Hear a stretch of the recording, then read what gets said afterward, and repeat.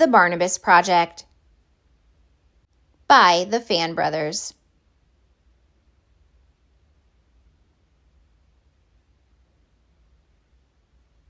Barnabus lived in a secret lab. He was half mouse and half elephant, and he had lived in the lab as long as he could remember. The lab was hidden beneath perfect pets on a perfectly ordinary street. It was deep underground, where no one would ever find it. The lab was where they made perfect pets. Except Barnabus wasn't quite perfect. He had been put in a part of the lab called failed projects. His home was rather small, but that just meant it was easier to keep tidy. The green rubber suits always fed Barnabus his favorite food, which was cheese and peanuts. And yet, he sometimes wondered about the world outside of his little bell jar. It was Pip the cockroach who told them stories about the world above. Stories about a sparkling silver lake, green trees, and mountains that reached all the way to the sky, lit with their own stars. "Maybe someday I'll sit on the grass and look at the stars," said Barnabus. And when he closed his eyes, he almost could. "Impossible," said Pip. "Nothing is impossible," said Barnabus. But secretly, he worried his friend might be right. At that moment, the green rubber suits came in. They turned on the lights and checked each bell jar one by one. They made strange noises to each other. They peered and they poked. They peeked and they prodded. They put red stamps on all the jars. Then they left. "What does it mean?" said Barnabus, looking up at the strange red stamp. "It means you're going to be recycled," said Pip. "That's what happens to all failed projects." "You'll be fluffier afterwards," offered Pip kindly. "And you'll be cuter. And your eyes will probably be bigger." "I like having small eyes," said Barnabus, although he wasn't even sure anymore. Barnabus slumped in his jar. He wasn't fluffy enough, and his eyes were beady, but he liked himself just the way he was. And what if, after he was recycled, peanuts and cheese were no longer his favorite foods? What if his friends didn't recognize him after? What if he no longer cared about green trees and mountains lit with their own stars?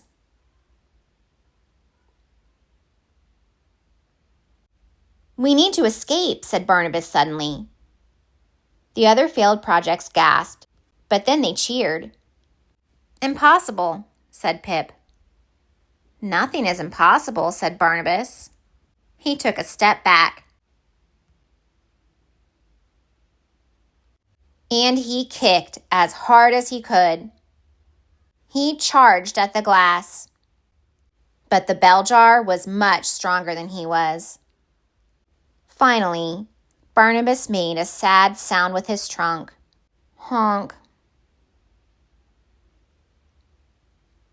A tiny crack appeared. Bwah! He was free.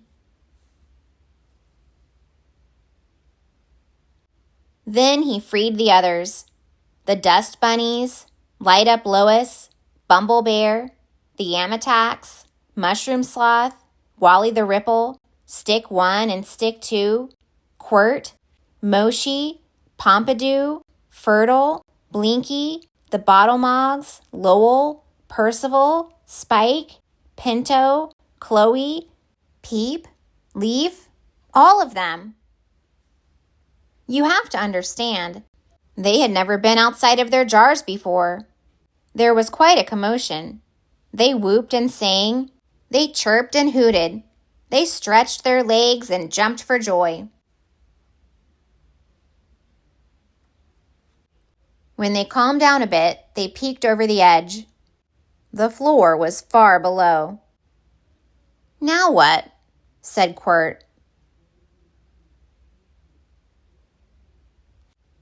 "We have to work together," said Barnabus.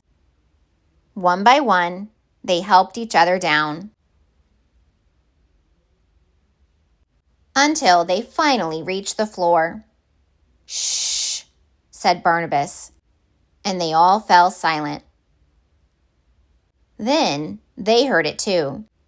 Footsteps in the corridor outside. "Quick," said Barnabus. "We can go through here." He didn't like dark places, but the footsteps were getting closer. Everyone crawled into the vent with Light-Up Lois leading the way. It was a tight squeeze for some of them. The vent led into the most secret part of the secret lab. They all looked up. "We need to run," cried Pip. But Barnabus couldn't run. The great sad eye seemed to be looking directly at him. "We can't leave it behind," said Barnabus. "It's scary," said Pip. "It's monstrous," said Quirt.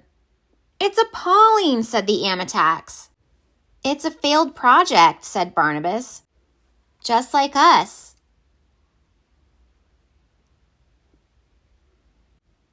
They worked together to turn the great valve that opened the tank. But it was too late. The green rubber suits had found them. Just when all seemed lost, the tank doors swung open and water flooded into the lab. Up the water carried them. Up to the world above.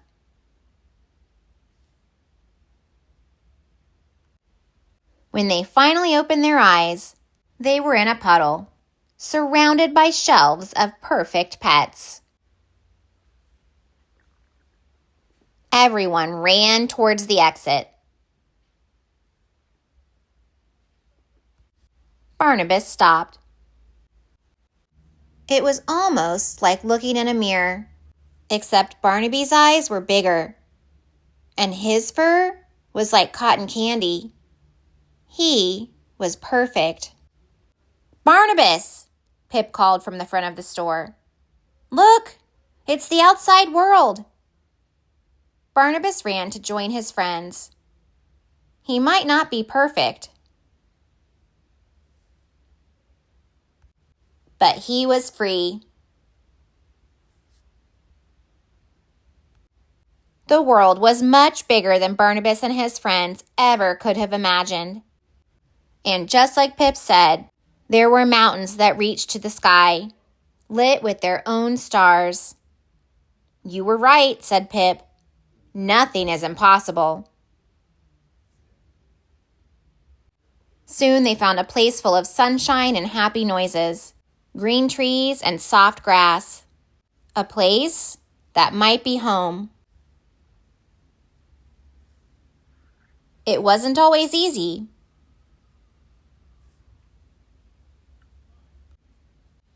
But they always stuck together.